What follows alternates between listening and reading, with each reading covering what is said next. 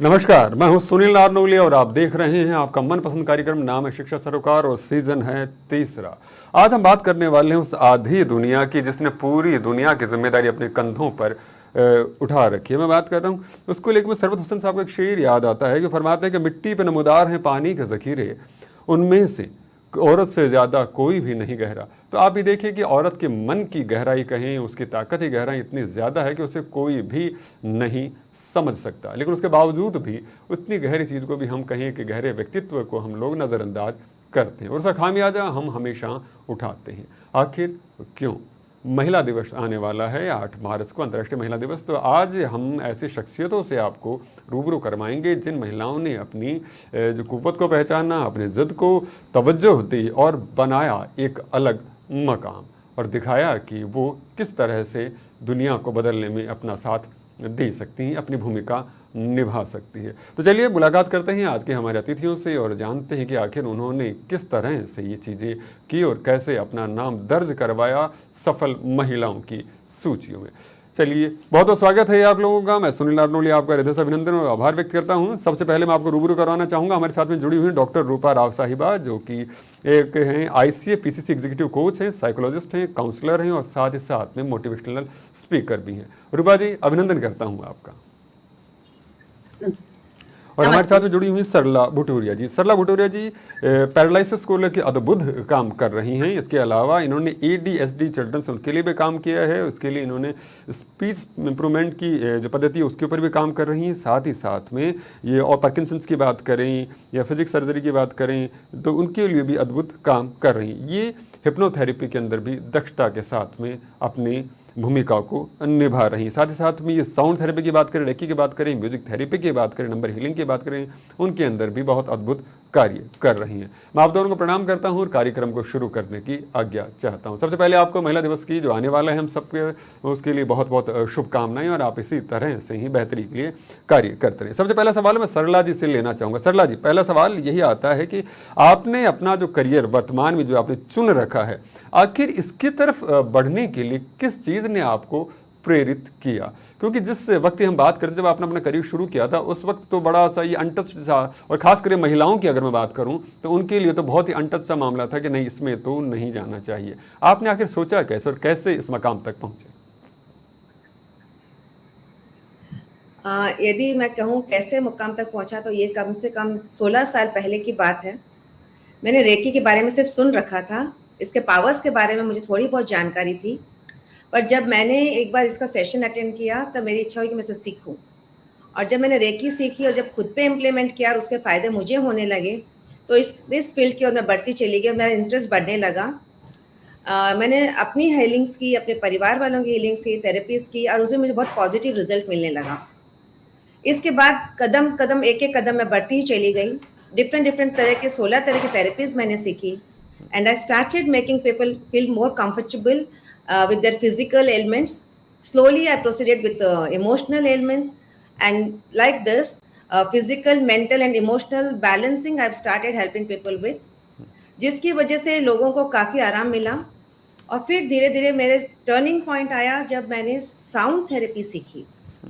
Sound therapy से बहुत अद्भुत रिजल्ट मुझे मिले।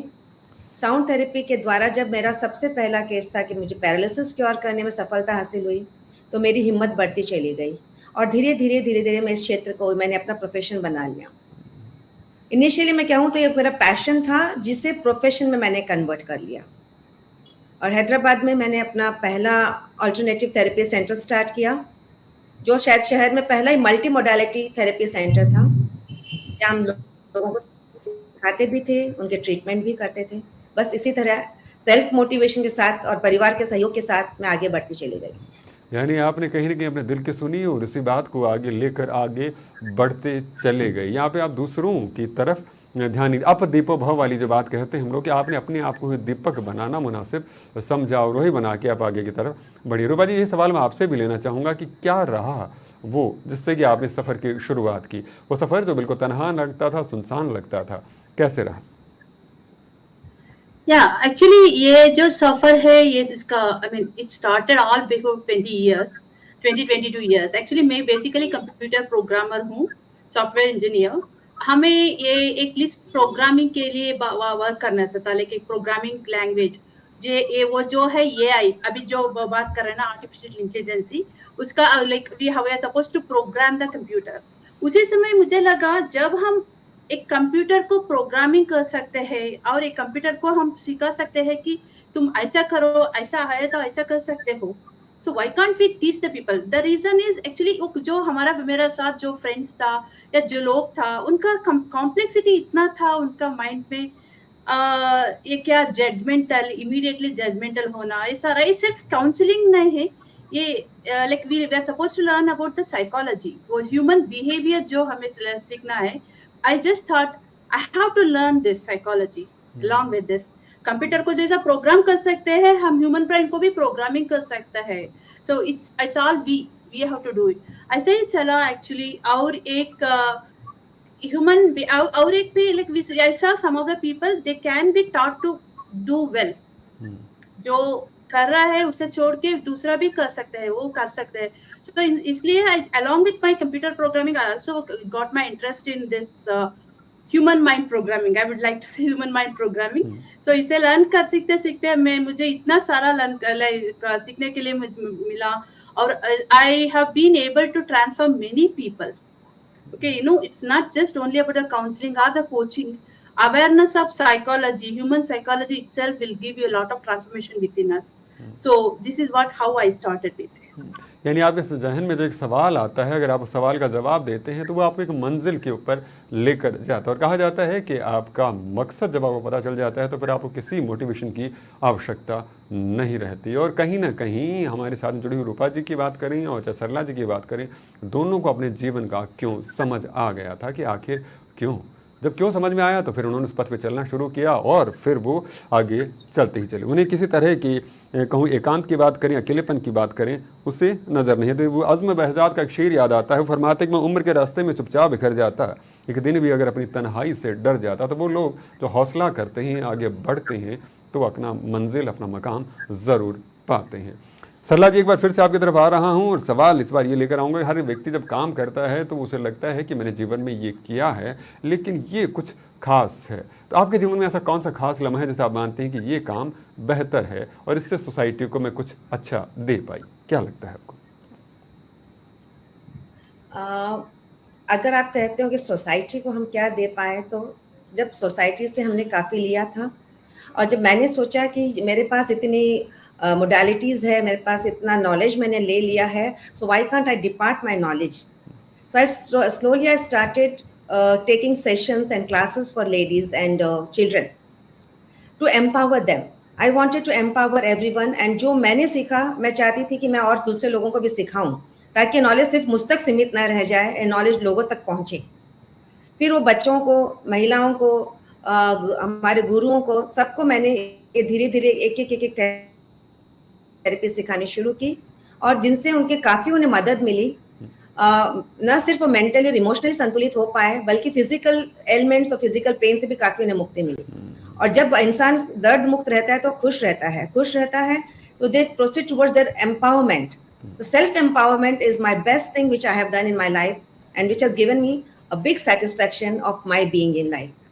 बहुत बड़ी बात है, बहुत सुंदर बात की। दर्शकों, मुझे लगता है कि ये आज के जो इस अंक का सबसे संग्रहणीय वक्तव्य हो सकता है कि सेल्फ सेटिस्फेक्शन, कि जब आप भीतर से एक फीट थपथपाते अपनी कि हाँ मैंने कुछ बेहतर किया, तो उससे बड़ा आपको कुछ भी नहीं चाहिए होता। सरला जी के जीवन में वो वक्त आया जब इनकी खुद ब खुद आत्मा, कहीं अंतरात्मा जैसे हम लोग कहते हैं, उसने पीठ थपथपाई कि ये कुछ बेहतर है सरला, कुछ आगे ऐसा ही करती जा, और उन्होंने उसी तरह से आगे बढ़ना स्वीकार किया। और इन्होंने यहाँ पे बहुत महत्वपूर्ण सी बात कही कि चाहे इमोशनल की बात करें, फिजिकल की बात करें, और चाहे वो मेंटल की बात करें, तीनों दर्द पे काम करना शुरू किया। तन मन की बात करें, आत्मा की बात करें, तीनों तरफ जब आप बढ़ते हैं तो आप कुछ नया कर पाते हैं। सरला जी, बहुत बहुत धन्यवाद है। और एक बार फिर से मैं हमारे साथ में जुड़ी हुई डॉक्टर रूपा राव की तरफ रुख करना चाहूँ। रूपा राव जी, आपने बहुत सारे उतार चढ़ावों को देखा और देख के ये मकाम बनाया है, तो आपसे ये जानना चाहूँगा कि अब संघर्ष की बात, अब नारियों की बात कर रहे हैं, स्त्रियों की बात कर रहे हैं, तो जीवन में बहुत सारा संघर्ष होता है। घर भी है, परिवार भी है, बाहर भी है, समाज भी है और संसार भी है। तमाम जगह जाते जाते कहीं न कहीं एक दबाव नारी के मन के ऊपर ज़्यादा रहता है। सवाल ये आता है कि जब इस तरह की बातें हो रही हैं तो एक महिला अपने आप को हर स्थिति में पॉजिटिव कैसे रखे, इसके ऊपर भी थोड़ा सा मार्गदर्शन करें, कैसे वो अपने आप को एक पॉजिटिव माइंडसेट के साथ में सेट कर सकती है। Yeah, as you said, जो लोग बोलते हैं नारी देवता है, वो शी कैन हैंडल एवरीथिंग, लेकिन पहला we have to understand something, she is also a human being. नारी भी एक ह्यूमन बीइंग है, पहला वो समझना पड़ेगा।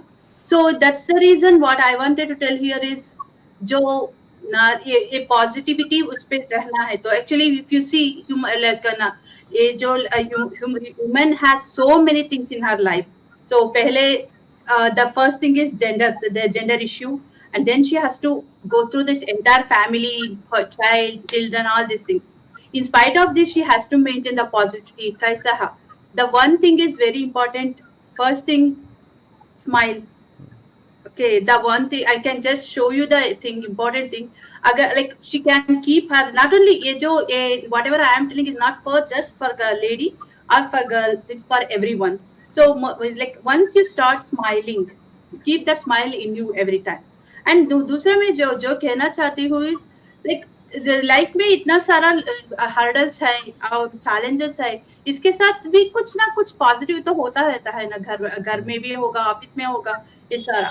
सो make a journal of this. ये जो ग्रेटिट्यूड जर्नल है ना, उसे they are supposed to write the gratitude journal. I am very much happy for this. And इसमें मेरा ऑफिस में इन्होंने मुझे like they have recognised me, in my house this has happened. This kind of gratitude journal will be helpful for them. And other thing, find out the positive things with the others also. जो लोग हैं उनका उनमें भी positive, जब when you start appreciating others, the people also start appreciating you. That's all. That's very simple.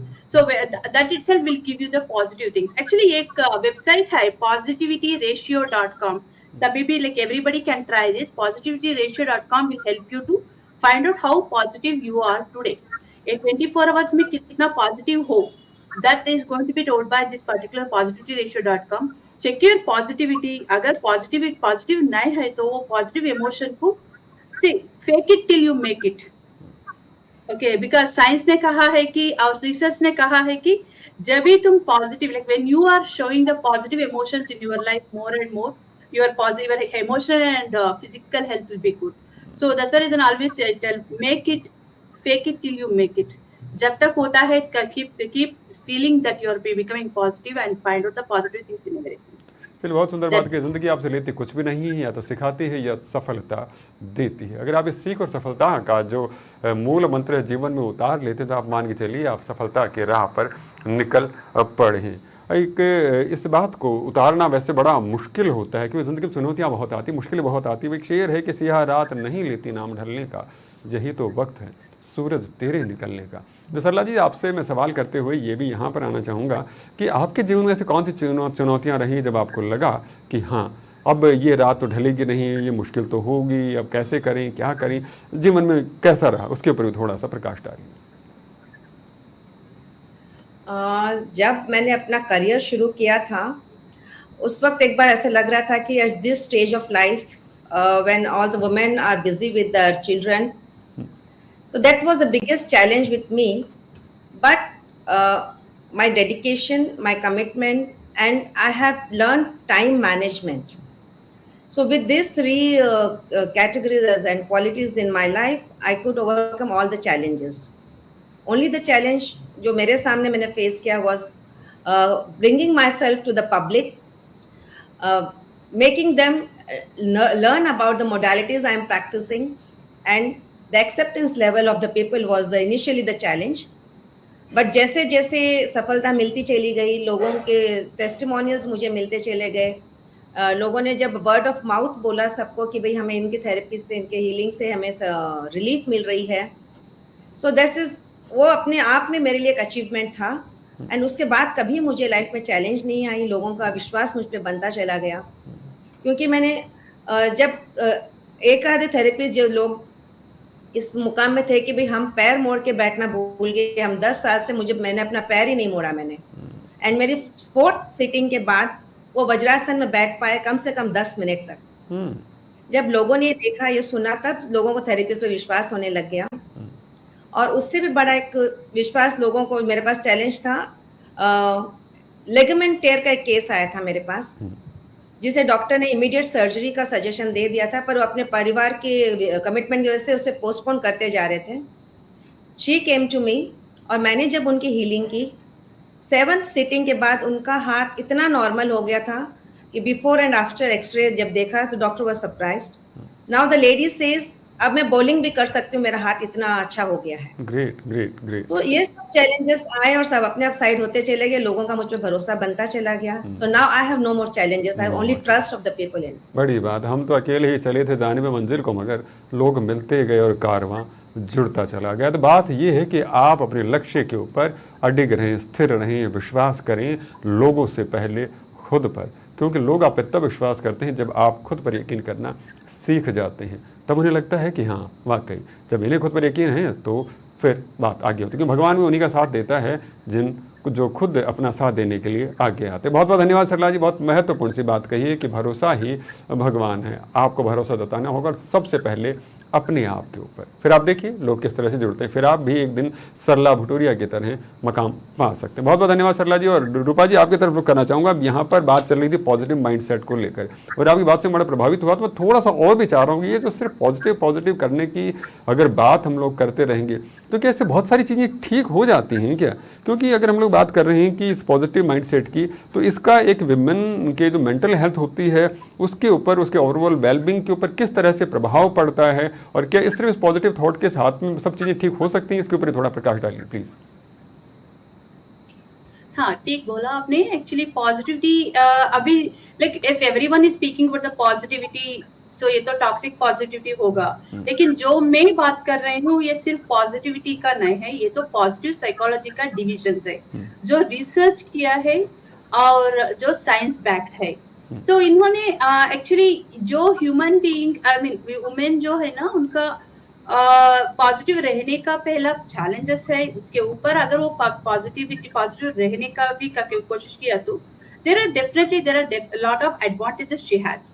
So the first thing is, there are three things. One is mental health, and that is emotional health, and also social connection, and this one, physical health. जो like the sciences, and also during my counseling, actually I do positive psychology therapy for everyone. So I also conduct the classes for the positive psychology. जो लोग 7 weeks तक मेरे साथ रहेंगे, जो positive class पर psychology classes के, वो women, actually I take the classes for most of them are women. I see them even though they are all in contact, like maybe 5 years, 6 years, whatever the thing. So they say one thing: we have been able to challenge the things. We have resilience बढ़ा है हम पे. So they are really like resilience. They are able to resilient. So this is what even the science says. Adopting the this one positivity in you, you will be able to see the adversity तो होता रहता है. So we all have so many adversities in the life. Challenges आएगा कुछ ना, like always it is something like expect always unexpected things. So उसे like we have to face it. First thing is we have to face it. उसे positive रहने से ये हम कर सकता है. और दूसरा बात ये है कि जो पॉजिटिव की उनके लोग उनके लाइफ में अडॉप्ट करते हैं, उन लोगों को फिजिकल इश्यूज भी कम होंगे, and also the mental health issues जो है depression. Actually if you see women are most of the women are depressed in the Indian things. Like when you compare men and women, the women are the most of people who undergo depression. So what this says, this particular thing it says, so when you are adopting the positivity, first thing you will get the resilience, and second thing is always you will be able to flexible, like you are able to be flexible and come out of the many of the mental issues. For example, depression, anxiety, all these things, like it will not help you to, it will not allow you to go into those cycles. And second thing, healthy रहेंगे, positivity adapt करने से. Also I have seen the girls, like I have seen the women saying starting new things, उनमें creativity ज़्यादा होगा. So जो problem है उसके साथ, like they are just seeing above the problem and they are going for an innovative base. All my students and the people who are my friend, I have seen them either going into the new direction or an entrepreneurship or starting their own thing. And ये जो है ना ये अभी जो ma'am ने बताया empowerment, इसी जैसा like the positive psychology and adopting the positivity with them is also help them to go for the empowerment. चलिए चलिए, अच्छा चलिए, तो अगला सवाल यहाँ पर मैं थोड़ा सा और ये भी लेना चाहूँगी कि इस पॉजिटिव माइंडसेट की हम लोग यहाँ पे जो बात कर रहे हैं, तो उनको बनाए रखने के लिए ऐसे कौन सी टफ कंडीशंस कहें या ऐसे कौन सी चैलेंजेस हमारे सामने आते हैं, मैं विमेंस की बात ज़्यादा कर रहा हूँ, उसके ऊपर भी मार्गदर्शन करें please. Yeah, the first thing what I am seeing there is actually initially मैंने बताया फीमेल को वो जो बताया ना नारी देवता है, so she can tolerate everything. वो gender bias, the first challenge है जेंडर बायस। तुम like and you should cry, जब भी कुछ प्रॉब्लम है तो रो, तुम रो नहीं रहे तो you are not into the problem. Okay, second thing that and third thing what we see here is the family burden. Family burden in the sense she has to handle everything. So actually nowadays we see, I forget about the tier A city, but if I see the tier B, tier C, tier other cities and the villages, there is no change in the women life. चलिए बहुत बहुत धन्यवाद। और सरला जी, एक आखिरी सवाल मैं आपसे ज़रूर लेना चाहूँगा यहाँ पर कि भगवान दास शहजाद का एक शेर है कि दुनिया थक गई पूछते रहे सदा हम मौन, समझेगा तेरे सिवा मन की भाषा कौन। कौन लोग ऐसे थे जिन्होंने आपके मन की भाषा समझी और आपका साथ दिया, और फिर उस कार्यक्रम का समापन करते हैं। सरला जी।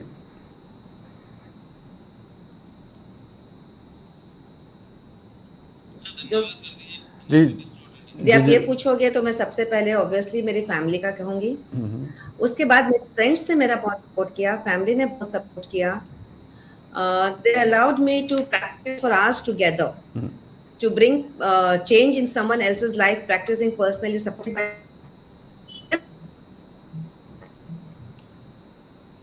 they also supported me a lot. चलिए जी, बहुत बहुत धन्यवाद सरला जी कि आपके परिवार ने, आपके परिजनों ने, आपके दोस्तों ने आपको बहुत साथ दिया, और सभी का साथ वही लोग देते हैं। डॉक्टर रूपा जी और सरला भुटारिया जी, आप दोनों का बहुत बहुत अभिनंदन करता हूँ, आभार व्यक्त करता हूँ, और महिला दिवस की शुभकामना देते हुए आज के इस कार्यक्रम को समापन करने की आज्ञा चाहता हूँ। दोस्तों, हम इस तरह महिलाओं की इज्जत करते हुए आगे बढ़ने के लिए उनका साथ देते रहें, यही संदेश आज के इस कार्यक्रम का। चलिए फिर मिलेंगे इस मंच के ऊपर, तब तक के लिए अभिनंदन, आभार है।